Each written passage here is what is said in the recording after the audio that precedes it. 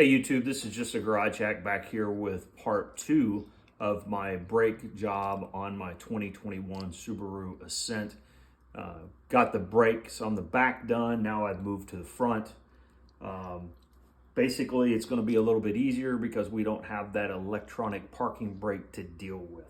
So obviously I've got it jacked up, I got it secured with jacks. I went ahead and broke loose the caliper mounting bolts on this particular one. That's a 17 millimeter socket on the caliper mounting bolts. Got top and bottom, broke them loose. The caliper pins on the fronts takes an 11 millimeter hex bit. Now that does not normally come in a regular hex bit set. I was able to pick this up at Napa for about $4, and it's 11 millimeter, those particular caliper pins in the fronts. You can, my understanding is you can make a 7/16 hex bit work as well, but once again, 7/16 11 millimeter is not a normal size that comes in just off the shelf kind of kits. High dollar kits, yes. But I was lucky to get this at Napa. So I went ahead and broke loose the caliper pins while I was at it. All right. So like I mentioned in my back video, I like to take my brake pads that I'm going to install, whether I need it or not. I like to put disc brake quiet on the back of them. Okay. And some people may not think this is necessary. Once again, it's a personal preference. I just don't like to get them on and then find out they're squeaking and have to take them off and redo them, so I just do it up front. I learned the hard way on some brakes on a Subaru Outback, and so therefore I do it this way. So probably a little bit of overkill. I cover the entire back plate, just not where the metal connects. I go ahead and I do this up front because it allows this stuff time to dry, and by the time I'm ready to put them in, the calipers, it's already dried and tacky and I'm good to go. So we get this one done.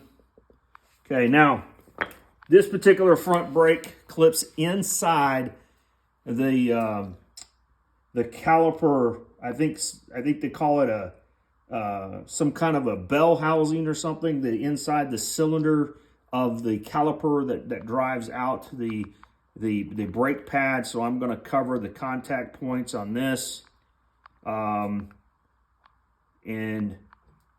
I'll get those covered. Once again, this might be overkill. Get those covered. Some people may not. I mean, they come out of the factory, it didn't have any of this stuff on there, so you know, you may choose not to do this. Go ahead and get this done.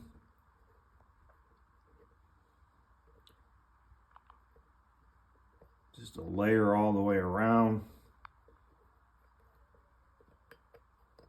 Some people say, well, maybe you can see it after you get it installed. Well, after you get it installed, you can go back with a little scraper tool and take off the excess, which you can't see it, but at least the part that contacts the metal will have it on there. All right, I got those, set those to the side.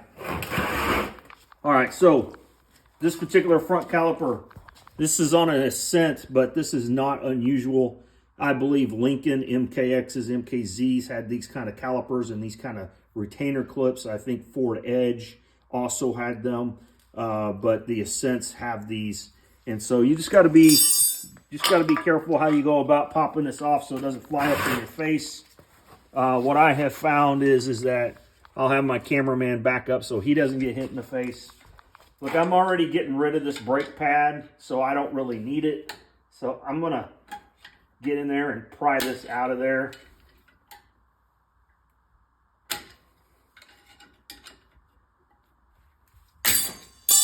Pops right out once you get it.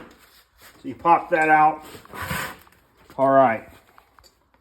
Got to have your hanging hook ready to go. We're going to go ahead and get those caliper mounting bolts. Like I say, these are 17 millimeters. and get those undone.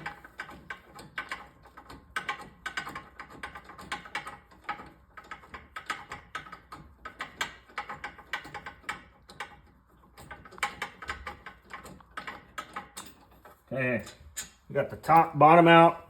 I'll move to the top.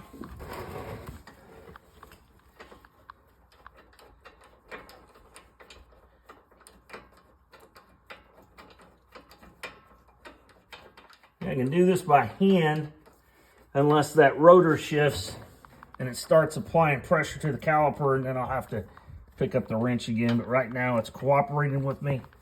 I want to hold on to that so it doesn't fall. Support it as it comes out. All right, I got it. Got it out. I'm gonna take this.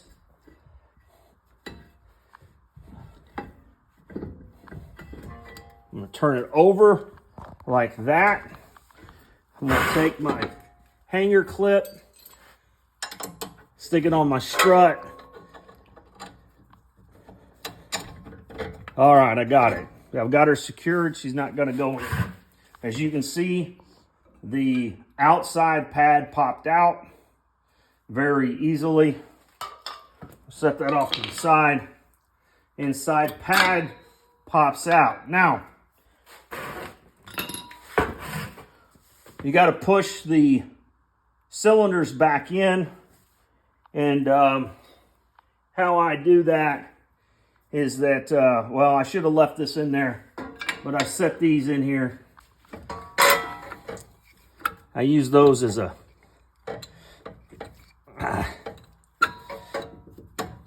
I use these since I'm not going to use them anymore.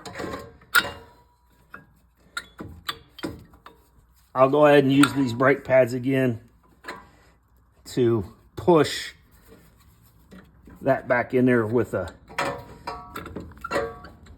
okay. All right, got them in there. Now, I'll go ahead, I'll get me a C-clamp.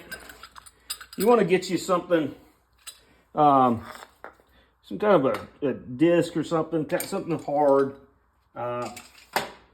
to push on that. Something that'll fit on there. Now, you'll take it, your C-clamp on the back of the caliper here.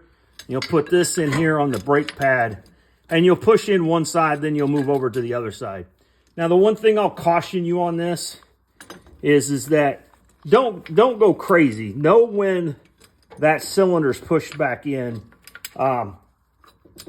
Obviously, these calipers are made out of some pretty heavy-duty material, but the last thing you want to do is damage the backside of your caliper with the C-clamp. I've never done it before, but people say you shouldn't do it this way, but like I say, I've never had a problem with it. All right, so I got it.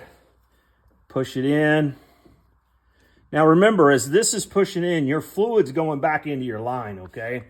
So if you had topped off your brake fluid in the master cylinder up top, it's going to overflow because you've topped it off, and this fluid's got to go somewhere back to where it was. So remember that if that's full, you go to push these cylinders back in, you could probably overflow that master cylinder.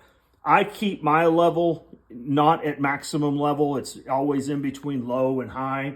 And so I usually don't have a problem with this. But I've got the cap undone. Now I'm pushing that cylinder in. All right. And then I'm going to move over to the other side. And I'm going to even it out. Even both of these out. I think they call these things harmonic cylinders or something like that. These cylinders that drive your caliper in and out. All right. So I got that pushed in. All right. Doesn't take a whole lot of pressure to do that. Now I'm ready go ahead, pop that inner brake pad out. Okay. Boom.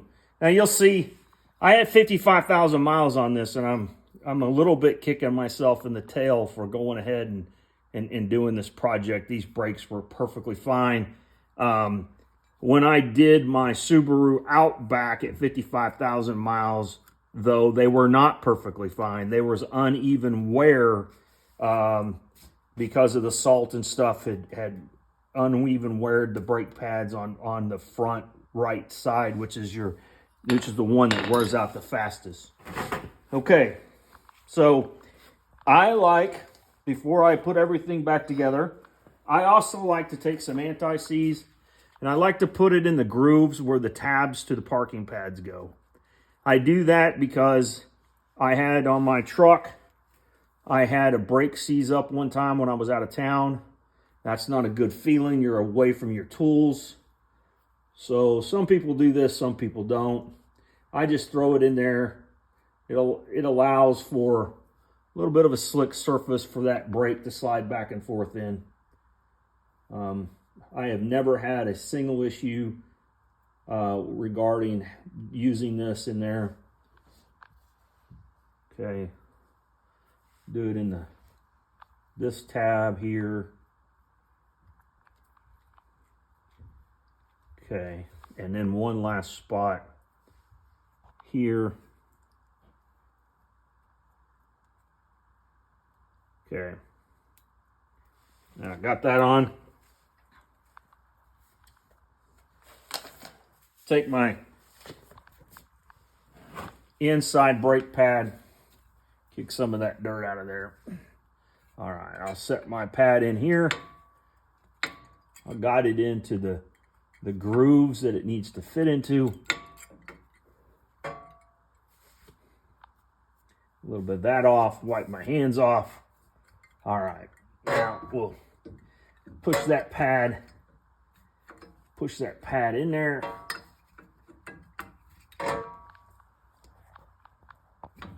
It's a little hard. These springs are pretty stout, but you want them to be.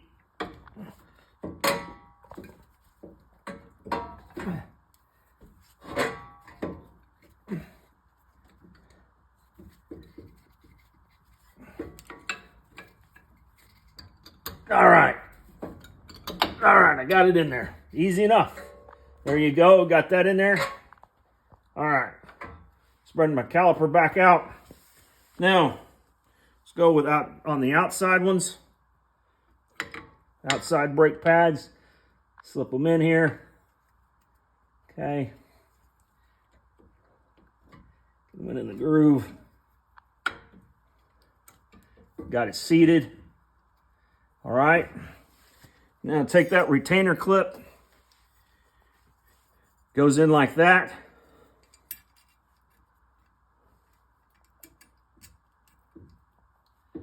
Just press that down in there.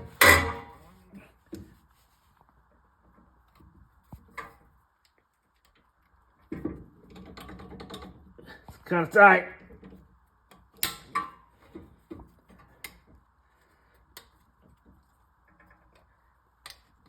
Okay, popped in there. Now, I've got that all changed out for the moment.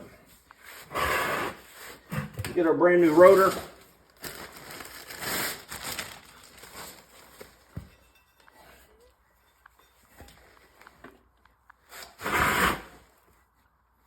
Get my brake clean.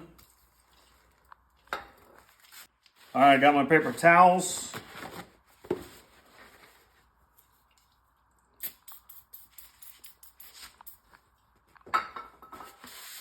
Clean that inside off. Get all that shipping stuff off. Okay, take the old rotor off.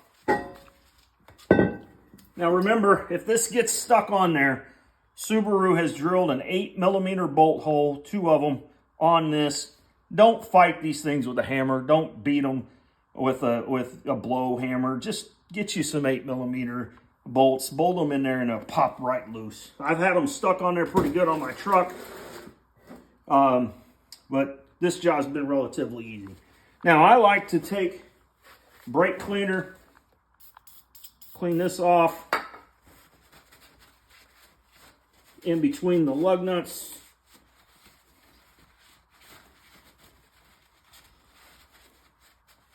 And then I'll take a little bit of anti-seize and I'll spread it in there. There's not a whole lot, just enough to get on there. And that keeps it from seizing up on you the next time you need to get this rotor off. Just doesn't require a whole lot. All right, now take your brand new rotor. Careful not to touch your nice clean surface. Get her stuck on there. Now get you a couple of lug nuts. Secure that rotor on there for you. Make it easier to work with. All right.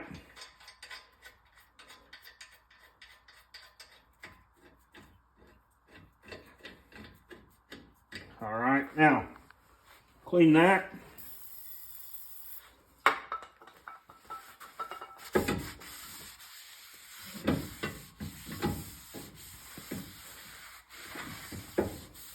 Now, I used Rock Auto to buy my parts from. I ordered dynamic friction. The pads are dynamic friction 5000 semi-metallic. It's the top of the line semi-metallics that they have. Comes with the pads, and you can order it with a hardware kit. I also got dynamic friction rotors. These are the coated ones for salt weather. I live up north in Nebraska, so we get a lot of salt on our roads. So that's the kind of products I got. I've always found Rock Auto to be the cheapest. You know, you wait generally about 3 days, standard shipping. But even with shipping, and you'll always find a 5% off coupon that normally covers the shipping. So it's really, really free shipping when it's all said and done. But it's a lot cheaper than going to an auto parts store locally if you're a frugal-minded person. So, okay, so I got this in here, got everything all done. Now, somebody's probably asking right now, what about your caliper pins? Well, I haven't done those yet on purpose because I have found that it's easier to do it with the caliper already mounted. So I'm going to take the caliper,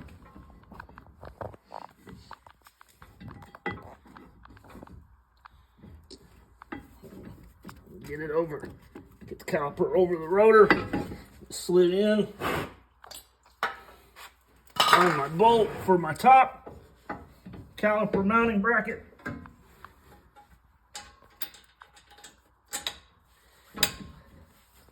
Get that one started.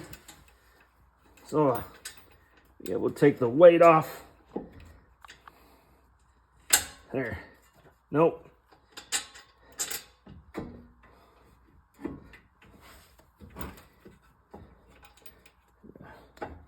Where I'm at.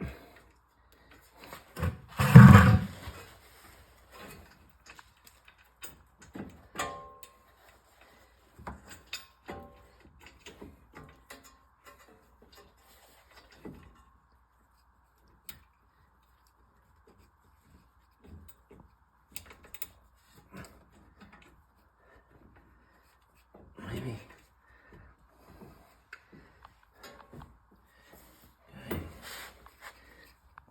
I want to cross thread it. Get that one in. Maybe I can stick the bottom one in. Get a little bit more help lifting this up so I'm not supporting the whole thing.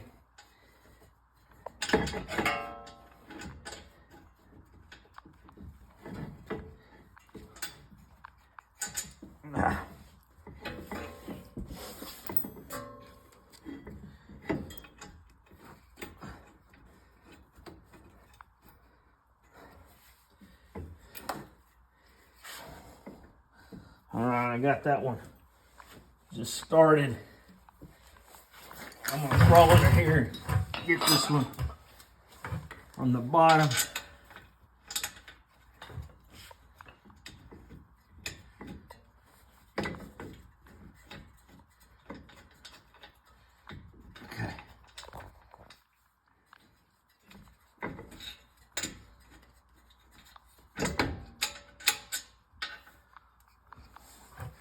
All right, now, I forgot to mention something. I got that top one in. I like to use a little Loctite on mine. I'm not sure the factory ones had anything on it when I pulled them out.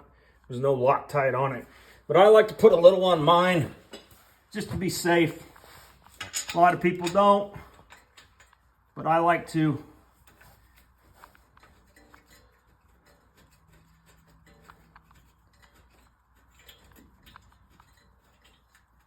And I got that one in. Let's go back to the top. Now that I have that one in, pull that top one out. Put some Loctite on it.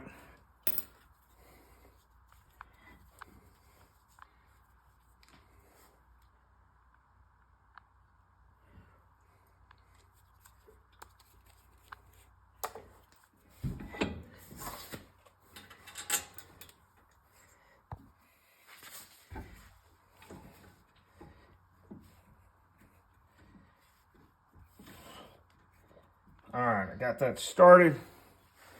Grab my 17 millimeter.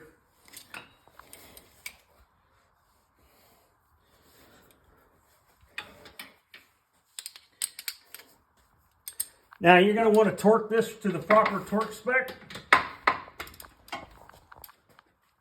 I'm going to get her started.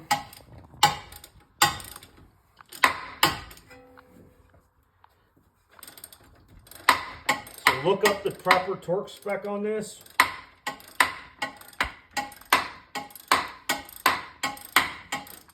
You'll notice that I'm just tightening her up.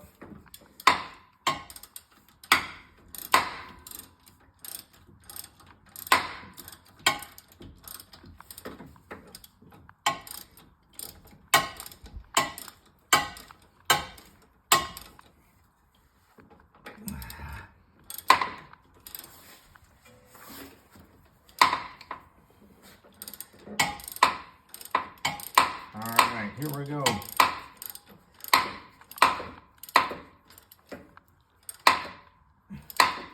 Okay, I got that top one in good.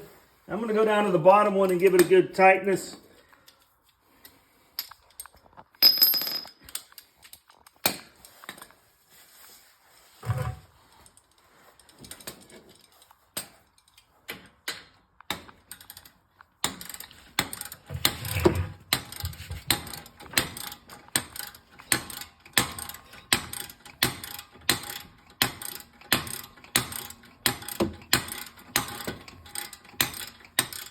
All right.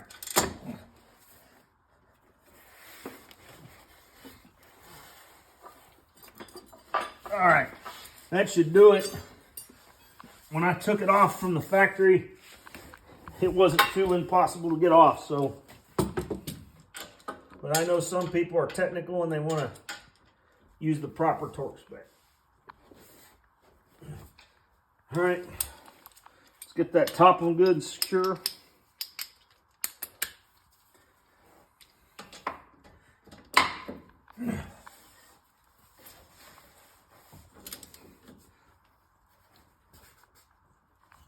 All right. Now, caliper bolts. Take your 11 millimeter. Get these out of there.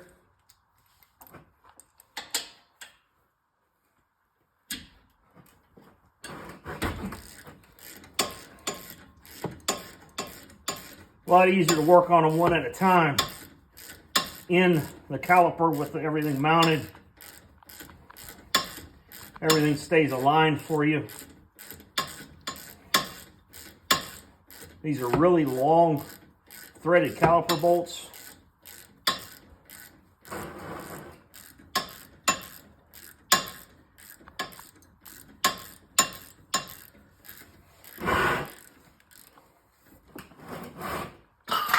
You have a little tool, like a pick or something. They don't like to come out too freely. Once you get them out, you gotta kind of pull them out of the hole. All right, I got that. Now, if you watched my back brake video, I talked about whether these need to be lubed or not.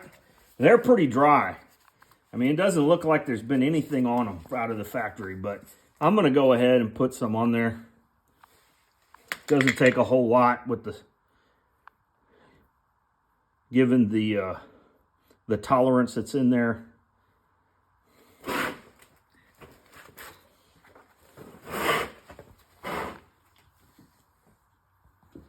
Back here.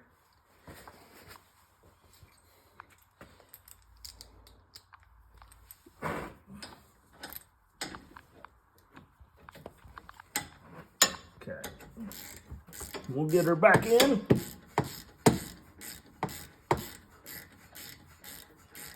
Now this report specs about 22.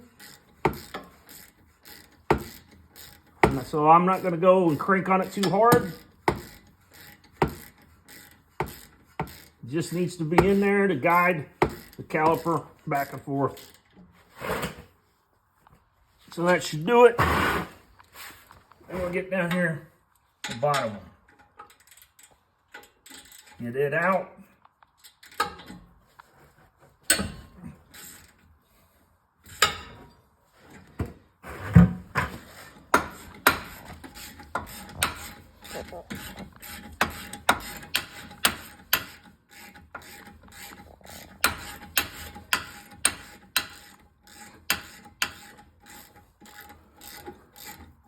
Remember, when you get to the end, they don't like to come out. You got to put your finger on it and kind of pull it out as it's spinning, or have something else to do it. This one's dry as a bone as well. Put a little lube on it.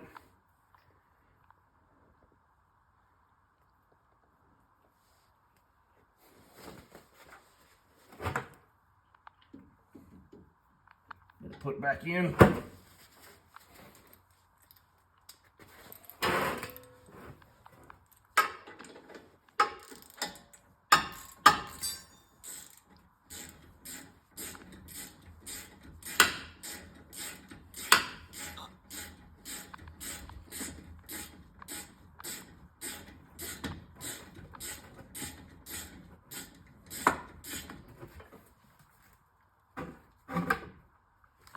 All right, got that nice and tugged.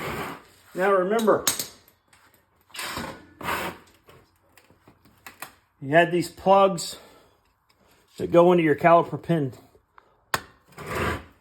holes. Plug those back in.